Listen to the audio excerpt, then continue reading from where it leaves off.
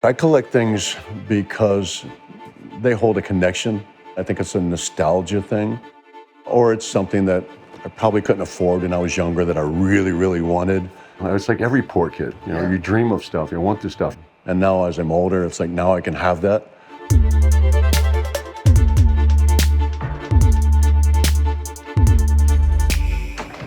Hey, what's up, Complex? Come on in.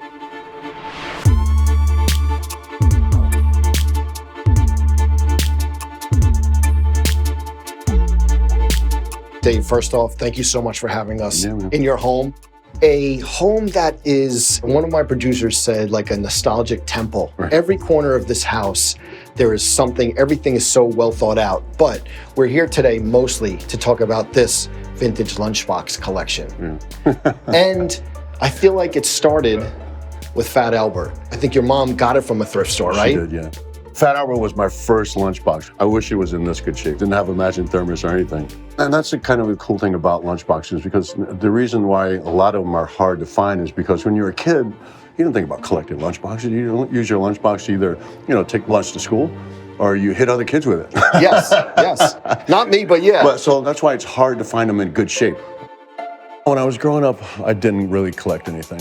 The interest wasn't there. I didn't have any money. If I did have any extra money in my pocket, it was going towards food, not collectibles. I didn't live in a great area. If you looked around my neighborhood, it was poverty, violence. That's what it was. I was an usher in a movie theater. That was my very first job, which I loved. So for me to find inspiration, it was movies and television. That was my escapism. That was where I could look and I could dream to be something bigger, something, get out of my box. You just said movies and TV shows was your escape, right. But the theater is unbelievable. I wanted it to feel like a real movie theater, and like a throwback theater, 30s, 40s, like movie theater, a cinema. And I wanted it to have that feel, and I want the whole movie theater experience. And pretty much everything here is they're mostly television and films that I remember as a kid. Mm-hmm. The E.T. was the first lunchbox that started the collection. 2003, I was injured. I was in WWE and I got injured and I was home and a lot of time. Okay. That's when I discovered eBay. And so I was surfing on a lot, and that's when I started really collecting. And then I searched for one for certain reasons because of rarity.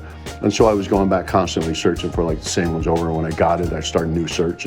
E.T., your ex-wife's first day at an office job. Yeah. Was it a brown bag? And you said, we're not doing that. It was a big deal because she always worked as a waitress and this and that. She had her first office job.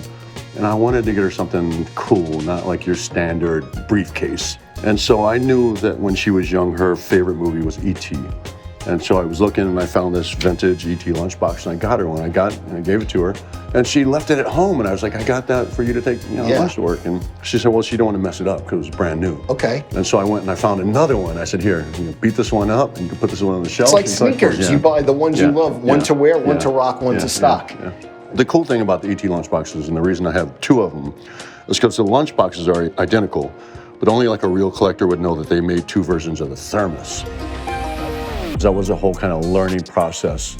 I started collecting, then I started getting really into them, and I bought books to see which ones were more rare and more valuable, and what they were worth or what the market value was. And that's just how I got into it. And then I see the pinball machines. Yeah. I see Jurassic Park. Yeah. Is that why we have the Brontosaurus? So that's another ex-wife story. Okay, okay. One year we were at Comic-Con and someone had made a T-Rex for Chris Pratt. Okay. My wife just flipped out. She was like, oh my God, that's the coolest thing ever. It was like light bulb. Life-size one. So one year for, I think, her birthday, I bought her a big Velociraptor. Okay. And I surprised her with it. I opened the door, she came out, and she flipped out. It was the greatest thing ever. So I just, for birthdays and Valentine's Day, I just kept buying her dinosaurs. Okay, okay. Love that. And same with the Jurassic Park, because I started collecting pinball machines. Yeah. And I wanted to get her one too, so I thought, Jurassic Park, there it is. It all makes sense. Yeah. It all makes sense. The year's 1967, but 2003, I feel like you get your Jordan 1 of lunchboxes. Right. The Green Hornet with Bruce Lee. How significant is this lunchbox to you, and what do you love about it the most? Bruce Lee. I mean, that was the thing. You know, when I was a little kid, I'm half Asian, I'm half Filipino, and when I was a little kid, I just wanted to be like Bruce Lee. Yeah. He was my representation. You know, he was an Asian guy, and I just wanted to be a kung fu master, and I wanted to be like Bruce. And I think for a lot of Asian kids growing up, he was, and a lot of kids in general, he's just our hero. He's like a real life superhero. Yeah. What was the first one that you really like? The point of no return, basically. Yeah. I think this Beatles was the first one that I spent like thousands of dollars or for. I was bidding on that. And because it was in such great condition, you know. Aesthetically beautiful. This is perfect. Like, this is a mint condition lunchbox. Brand new, has never been used, damn near impossible to find. And like, when you say perfect condition, you probably won't see another one in that perfect condition maybe in the world. No, it's crazy. So when I say like mint condition, I mean, sucker, it's just like original wrapping paper that came with a thermos. And look how shiny and it's crazy. Minty fresh this is. Yeah. I mean, look at the bottom of it. It's pristine. Wow. The starting bid, I want to say it was like $2,500, and so I knew I was going to pay that much. But I think, people started bidding on it and went up and up and up, and I was like, started to get like, damn, I'm really spending this much money on a lunchbox. And then you get a little competitive, I'm sure, like I'm not losing out on this. Super. And again, you got to remember at that era, like how popular the Beatles were. For sure. So it's like every kid was wanting a Beatles lunchbox. Yeah. And of course, what do? They take them to school and they get beat up. And then one kid kept his pristine collection. Or it was in a warehouse somewhere, or I don't know how it happened, but it ended up here like fresh and minty. How important is the full package of the thermos? It makes all the difference because they're extremely rare and they're hard to find and they're worth a lot of money. Will you not buy if it doesn't have the thermos, or you will divide and conquer kind of? Sometimes that's kind of the fun of collecting. So if you get it and it's in mint condition but doesn't have a thermos, get it anyway. Yeah. Because then you can start the search for, like that mint thermos. Some of them, like in the 50s, a lot of the 50s lunchboxes didn't come with thermoses. Okay. The Toppie did. This is probably my most valuable lunchbox. So the Toppie, correct me if I'm wrong, is it that you would go to Kroger and then you would trade in stamps to redeem? Yeah, you couldn't buy that. It was only with like green stamps or trading stamps that you could trade in and get one. A few of these, like, they're so collectible because they were never for sale. The Toppie and also the VW buses, these weren't for sale. These were actually giveaways. If you went and test drove a VW bus, like back in the 60s, they would give you a lunchbox. And what is the thought of having multiple of that one specifically? It's just because they're so rare. So if I come across them in good shape, I just pick them up, and I love that you couldn't buy those. So they're just harder to come by, especially in good shape. I think a lot of people collect things that connect them to their childhood. Then a lot of things, like obviously my collection of Harley Davidsons don't come from my childhood. But it's like I got one, I fell in love with it, and there was different styles of bikes that I wanted to get, and so I started collecting, and the next thing you know, I had 10 Harley Davidsons. And same with cars. It just, I love cars, and there are certain ones that connect me to things. Like my favorite car is my 77 Trans Am. It connects me directly to my childhood, my love for the movie Smokey and the Bandit.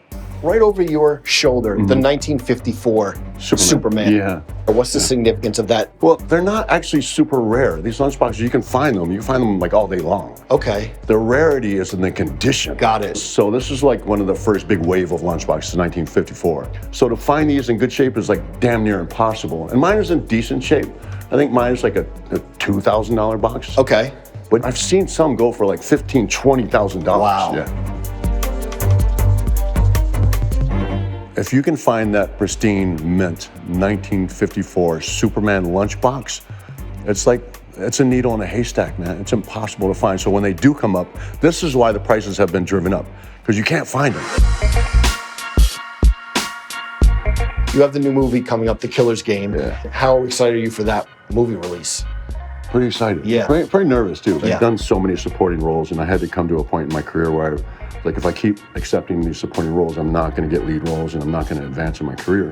So this is going to be like one of my first action films that'll be theatrically released. And this is a different role for me. Yeah. It's a different type of film. It's like a rom-com meets John Wick type. That's cool though. That's a good mix. Yeah, I hope it does well. That's when merchandising really started. And with things like this, with lunchboxes, things that people could connect to, because even then, like in the 50s, there wasn't like a big merchandising market. And now if you look at merchandising markets like WWE and Marvel, they make billions of dollars off of their merchandise. It's kind of where it all started. It's funny that like you probably know exactly where all these are because like you came in here and I was like, that's not supposed to be there. Exactly, like doesn't go with those lunchboxes. someone moved it, so like you must have like a memory of exactly where these. Well, I have a general idea. Originally, I just had shelves in here, and I had this built. And so when I came in and I tried, I really wanted to kind of put them all together, and like mostly with era, sometimes subject matter, but you know, I wanted to do like 60s and 70s and 50s and the VW buses and the Star Wars shelf and, you know, and the sci-fi shelf and the TV shows that I loved when I was a kid. So I was trying to do that, but then sometimes, you know, space became an issue, but I really did put some thought into the organization. Do you keep a catalog of everything in the years, or you just know them from collecting? Is there like some Excel spreadsheet of every? No, I mean, I have like some collector's books. Okay. And if this was like 5 years ago, I would have been able to rattle off dates like when they were, made. They're a little rusty on it, but you know, I've sat back on my collection for years just because I pretty much got almost everything I want. Okay. Yeah. Now you're just enjoying it. Yeah, I just enjoy it. Like again, like every time I come up and look at these, they make me happy. I still enjoy the collecting process, and sometimes the collecting process is waiting. You wait, you search, you wait, you search, you wait, you search. Because once you find what you're looking for, it's like now you got to find something else that you're looking for. And those moments are becoming more rare for me because I have everything I want. Your collection should come from here. I think there should be things that you're directly connected to or you're interested in. You know, things that you find valuable. Listen, I know these are really close to your heart, and like seeing all these laid out, we can't thank you enough for putting the vintage lunchboxes on display for us. Yeah, man. Thanks for letting me show you.